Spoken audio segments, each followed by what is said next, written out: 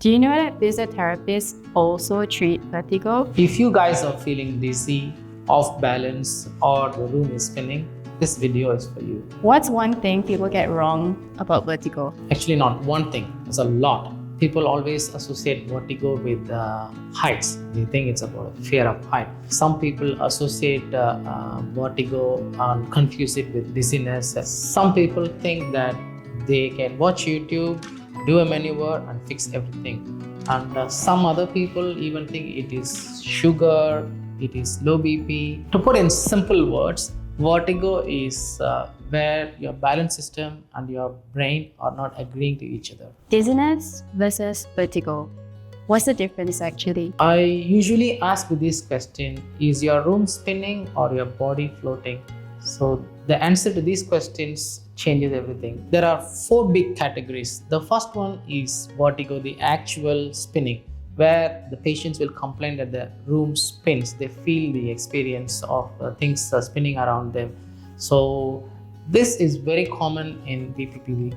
We will discuss about BPPV later. The next one is the non-spinning one, the dizziness. In this one, the patients usually don't feel spinning. They feel more of a rocky feeling. They float in the surface. That's the kind of a feeling they have, feeling unsteady. This is more common in migraine, anxiety related dizziness, and neck issues sometimes. Next category is disequilibrium. So you feel a sense of imbalance while walking, and it becomes more aggravated and in darkness. So we sometimes test in a dark room and then they feel a sense of imbalance or close their eyes. In simple terms, disequilibrium in the darkness is usually associated with the vestibular system. So your vestibular system is more of a primitive system which picked up by the cavemen inside the dark caves to try and balance themselves when there's no light. This vestibular system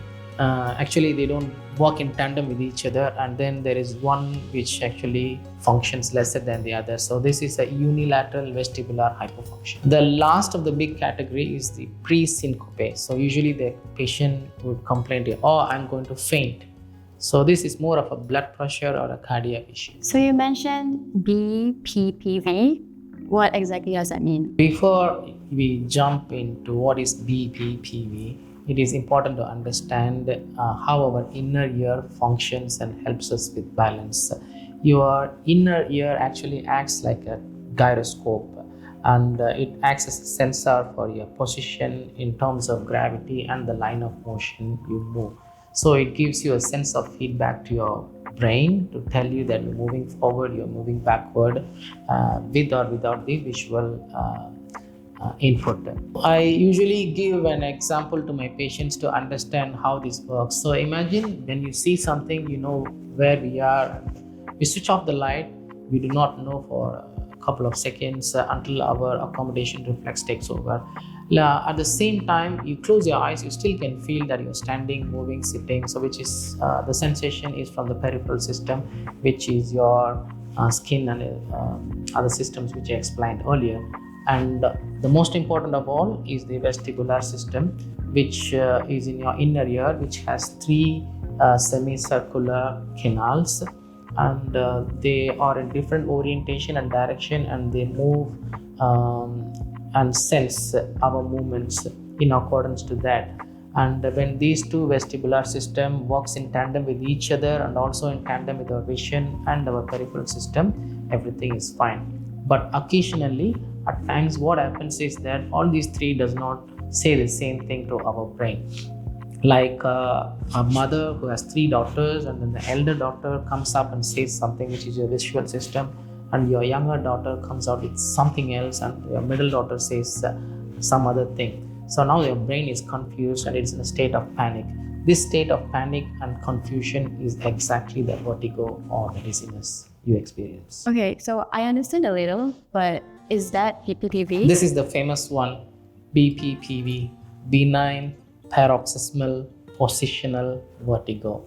So what actually happens is, as I was talking about the inner ears and the canals inside, so the vestibular canals, it has crystals inside the canals, and sometimes the crystals can escape out or move out of position.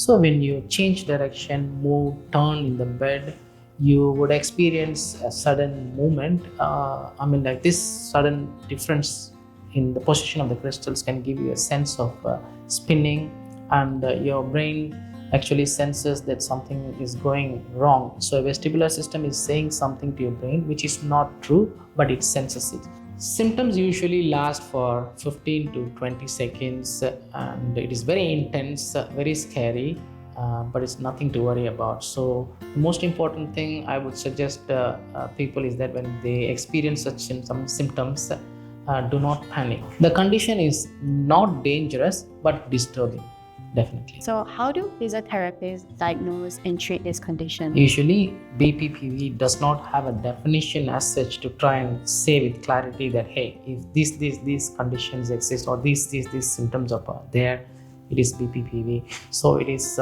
important for a physiotherapist to try and first of all do all the tests necessary to rule out a central nervous system cause. And if we rule out those causes, then we will turn into the other system, which is the somatosensory system, which is the skin and the other ligaments and joints, which gives you the input. So we look into that and associate with the vestibular system to see whether it is affected. And we also then later have to do specific tests depending on which canal is affected in a particular ear. So the vestibular system inner ear do have 3 semicircular canals: anterior, posterior and horizontal. So we will have to test them separately to see which canal is affected, and we'll also need to see whether that is one side or both the sides. Then we will classify to say it is a right-sided BPPV in a particular canal, so posterior canal. So that is how proper BPPV testing and assessment is done. Once we are able to establish a particular diagnosis, then there are different maneuvers, around 15 to 16 different maneuvers which are applicable for different canals, and we will have to choose the right maneuver for them and do the treatment. In most cases, patients do recover immediately, but it is not that in all conditions there will be an immediate recovery. Some patients may require a couple of sessions, and sometimes if it is not even a BPPV, if it is a vestibular hypofunction or PPPD, for instance, in all these conditions, patient may require long-term vestibular rehabilitation, and those are predominantly by stimulating the vestibular system and then challenging the vestibular system gradually and progressively, and the exercises are the mainstay at this point. The common misconception people have is that they can actually watch a maneuver in YouTube and then just do it and then they can recover. It does not work that way. You will have to find the actual reason for the vertigo, and if it is a BPPV, again, for instance, we'll have to find the canals, what exactly is affected, and then do it. In certain conditions like PPPD, if you do a maneuver, it can actually worsen the symptoms. So you have to be wary of that. So once treated, is it gone forever or does it come back? This is one of the common questions my patients ask me. Hey, we did a maneuver a couple of months before and this seems to come back again. So is it not a one-time fix? I mean, no, that is not the way your crystals or the inner ear behaves. That is what is the vestibular system. And it is also very common for a vertigo symptom to again occur within 1 year of a previous episode. So what I would always say is to my patients that it is something like where you play as a kid, you enjoy your knee, very common, and then you dust it out and then go back and run. So that's simple as it. So it is very benign, so you don't need to worry and panic about it.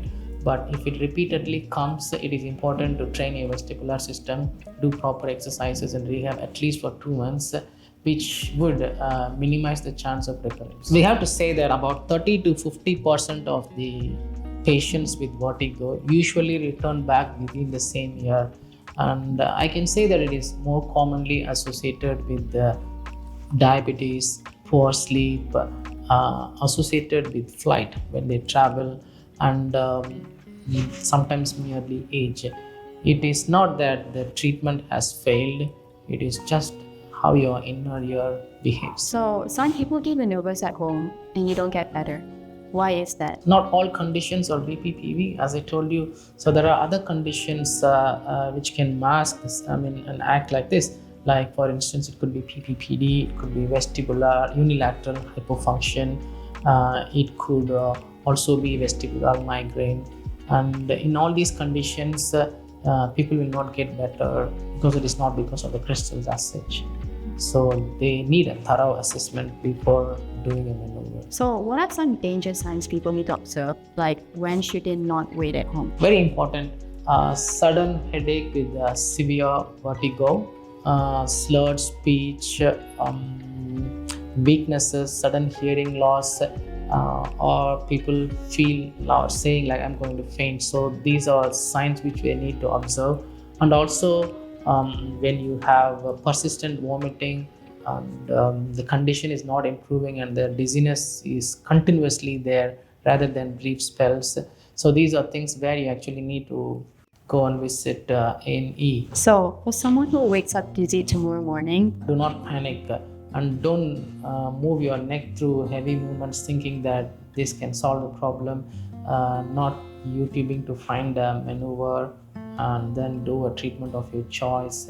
Observe, no need to panic, and see for the symptoms if it is recurring, and also to monitor all those things which I explained. If there are danger signs to it, there are no danger signs to it, you actually can wait for the symptoms to subside. The most important thing is when there is anxiety, the symptoms actually increase. So not panicking is one of the key things I would say, and booking a session early actually helps, particularly because during the acute stages it is easy to diagnose a BPPV. okay, Anthony, give us one final message, something they can hold on to. The final message is again simple. Do not panic and do not treat yourself at home. And the take home is like you can actually avoid sleeping on the side which is causing this symptom, and you can raise your head with 2 pillows. Don't do anything invasive during these disease spells, and eat properly. And since you have nausea, you might feel like not eating, and keeping yourself strong during this time. And most of the times when you come to us, if it is a BPPV, we will fix it in 1 or 2 sessions. So, and the take home message is it is not a dangerous condition. It is not something which we need to worry about, and feel less anxious about it, and it is easy to cope with a vestibular problem. It is not going to be with you forever. You can always overcome it. Thank you.